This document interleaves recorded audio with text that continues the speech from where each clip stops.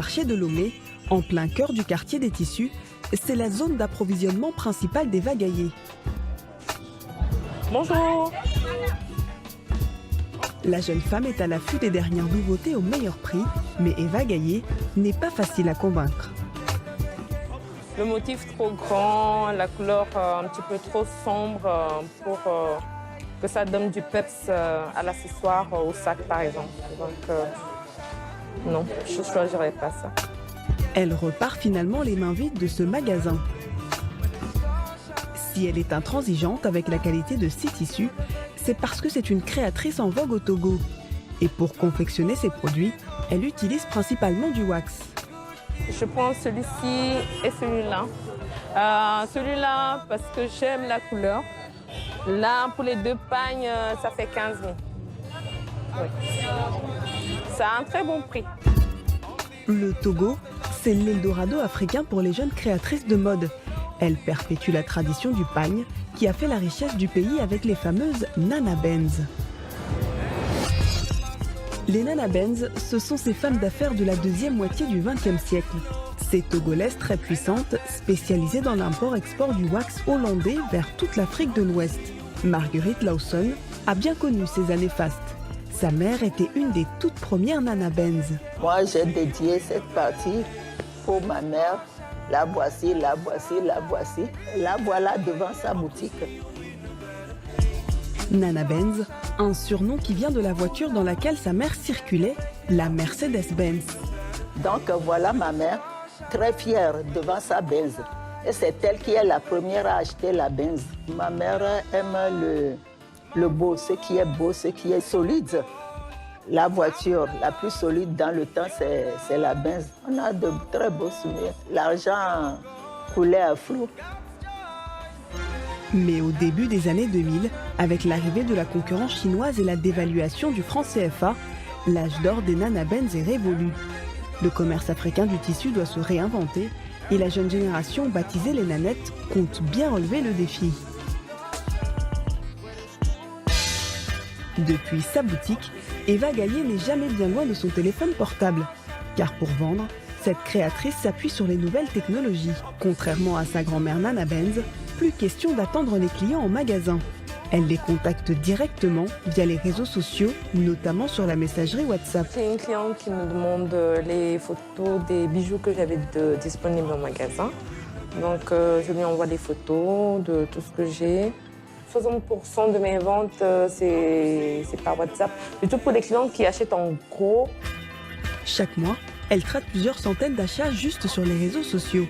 Sa marque reçoit des commandes du monde entier. Il y a des clientes qui sont aux États-Unis, là où à laquelle nous dormons, elles sont actives. Donc, comme je suis connectée 24/24, elles m'envoient les messages et moi, à mon réveil, je peux leur répondre. De la vente sur Internet, et ce n'est pas la seule différence par rapport à l'époque des Nana Benz.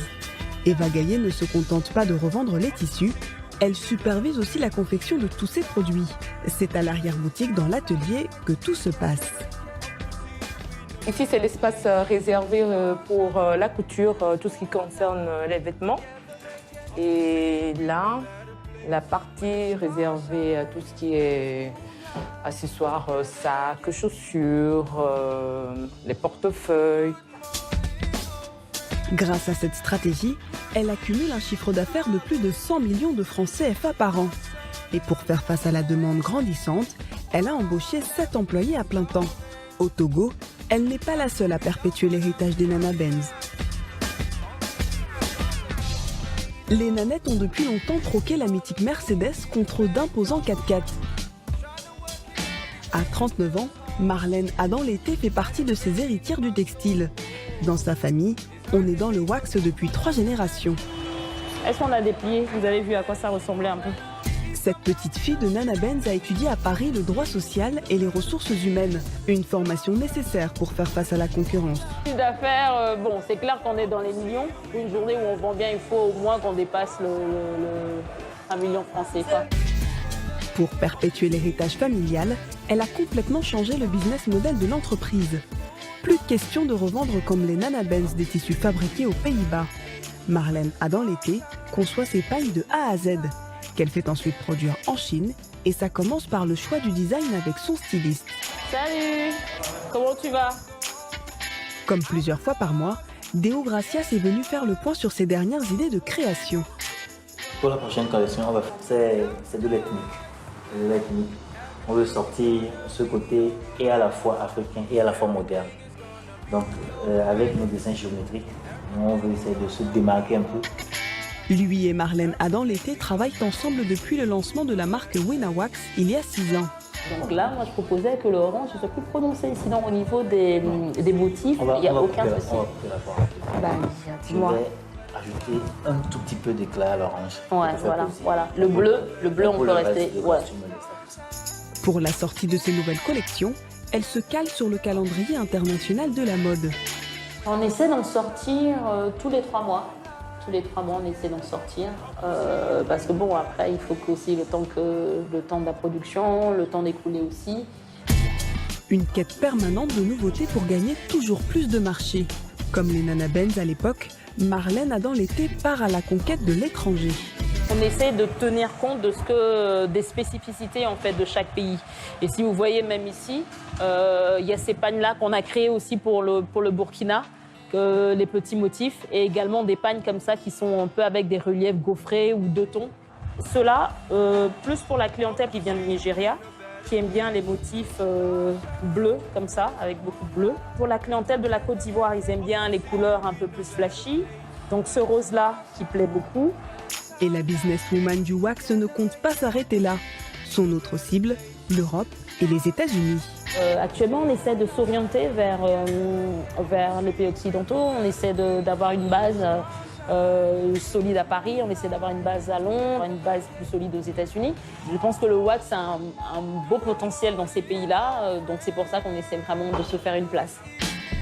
Une stratégie payante, puisque 70% de ces produits partent à l'étranger.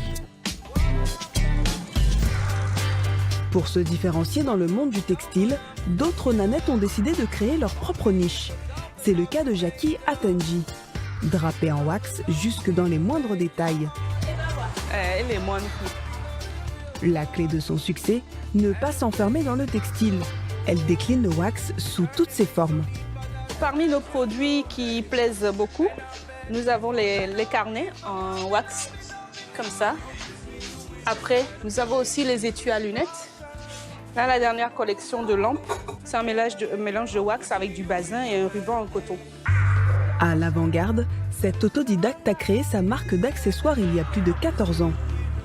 Il faut se diversifier. Les gens, ils vont pas toujours acheter des sacs ou des pochettes. C'était le but de la boutique, c'est de faire des produits différents, pas que les mêmes choses tout le temps. D'ailleurs, il y a 2 collections chaque année, voire 3 ou 4 selon. Ce matin, sa boutique s'est improvisée en studio photo pour quelques heures. Les clichés serviront à promouvoir la prochaine collection de la marque. Oui, j'aime bien. J'aime bien. Mais les couleurs sont un peu pas très nettes. Ouais. Je sais peut-être. On va Oui. travailler le contour après. Ok.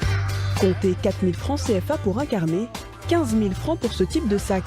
Les colliers très travaillés peuvent coûter jusqu'à 100 000 francs CFA. Jackie Atenji vise une clientèle haut de gamme, séduite par son concept Made in Africa. J'ai une dizaine d'artisans au Togo, une dizaine dans la sous-région. Pour les accessoires, tout ce qui est sac, pochette et tout est Made in Africa. Vraiment, ça c'est ma marque de fabrique.